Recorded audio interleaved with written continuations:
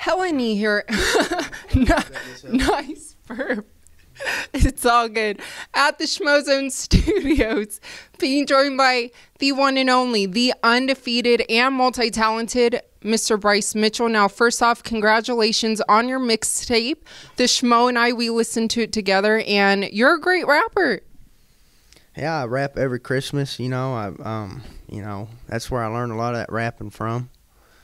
I'm just kidding with you. Christmas carols, right? I'm talking about gifts. I'm just messing with you. Wrapping up Christmas gifts. Okay. But thank you for listening to the music, and it's just awesome that people received it as well as they did, because I honestly didn't think that they would, but I did not put the music out there for people to receive it well. I put it out there because I felt that it needed to be put out there, and I wanted to. But the fact that people were just, all the comments that I've had on it are just amazing. It makes me feel amazing, and I didn't think that it would be like that when I put it out, to be honest.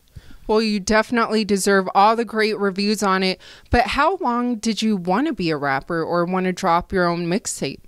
Well, I've been rapping since I was a kid, but I just usually don't tell a lot of people, and especially didn't tell my mom because I didn't want her finding out. She's always just mad about stuff that I'm doing, so that would just be one more thing that she'd be mad about, because she don't like rap. Actually, are we allowed to curse on this? 100%. Okay, well, I was playing my own music in the car, and I roll up to my mom's house, say hi and eat and everything. We was going to hang out, and I didn't know that she was out in the yard, and she hates rap. And I had my own mixtape playing, and I was kind of practicing the words and I was just getting in good repetitions, and I didn't know my mom was outside. And I roll up to my mom's house with my song playing, and she says, "Turn that nasty shit off of there." She goes, "I don't like all that rap stuff." And I just could not help but to laugh, because she didn't know she's talking about my music.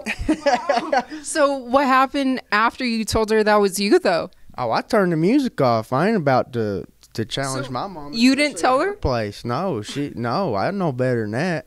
And no, I didn't tell her it was mine. And I know better than that too, because we would have had a whole debate right there, And so I just laughed it off, and it was funny, but she don't like it, but it's all right. It's not for other people to like it, for me to feel good about it, and but I do think people did like it, so that's amazing. Well, not only did they like it, I feel like a lot of people loved it and they really enjoyed it.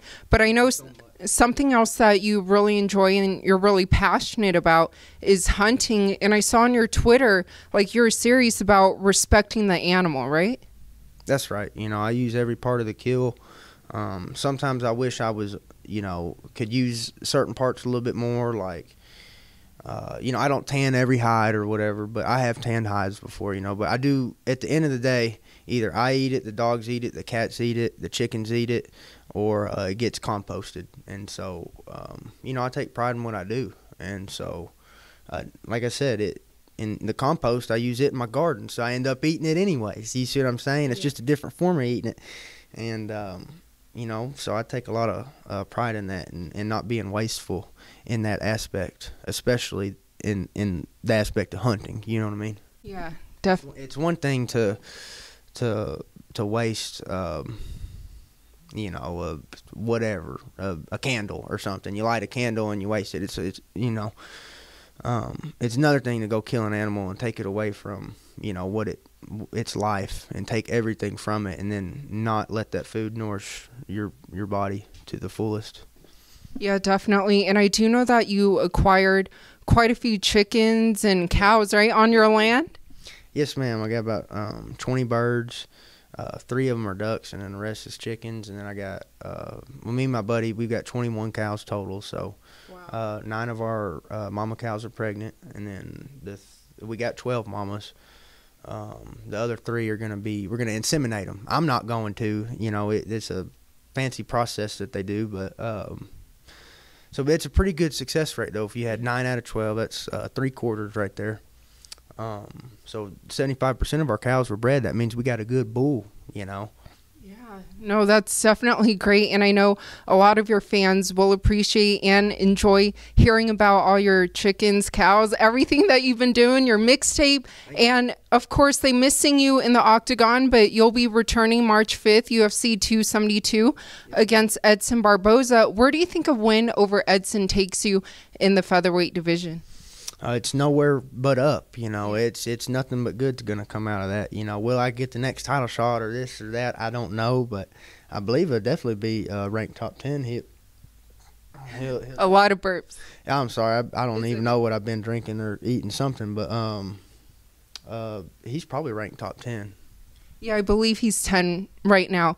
But someone else that was a lightweight coming back down to the featherweight division, Dan Hooker, what do you make of his return back to featherweight? You know, that's you know, he's a great fighter, and you know, I don't oppose it, or I'm not going to support it either. You know, I don't want to have to fight the guy, but I fight whoever they tell me to. You know, it's not like I want to go fight the guy or whatever, but hope he does good. I don't wish no harm upon none of these guys, so I wish him the best. And I think he'll start cutting that weight again and say, fuck that, you know, I'm going back up. He probably just hadn't cut the weight in a long time and forgot how bad it sucks. And lastly, the main event at UFC 272, it was just announced it's going to be Jorge Masvidal versus Colby Covington. What do you make of that matchup, and who do you think wins that? Oh, man. I'm not going to pick a winner on that one. I always... my picks are biased anyways. I always pick who I kind of want to win and everything. Well, who do you want to win? That's just a great... I don't want neither of them to hurt each other. That's all I got to say. You know, I kind of like them. I do like them both. I don't kind of like them both. I like them both. I might kind of be pulling for one of them more than the other, you know. But I don't know. I don't know who's going to win that one, but I do know that is an amazing fight, you know. It could be one of those fights that's just the greatest fights of all time. You know, it's just like it's been brewing for a long time. And here's the thing is, like, when you go into that fight, you have to try to hurt the other person.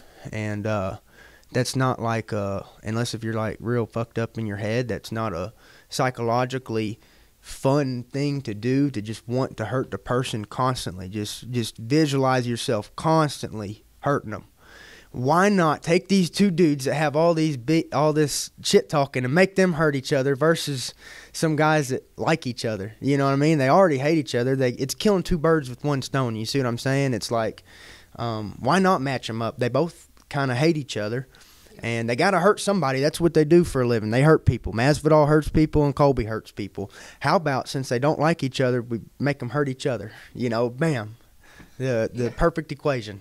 You know? Exactly. And the perfect equation is you also returning to the Octagon March 5th. So what would you like to let all your fans know? Thank you so much for watching me. It's an honor to have y'all supporting me. And if you don't, I'm still going to put on a good show for you. So thank you for watching. I appreciate all y'all.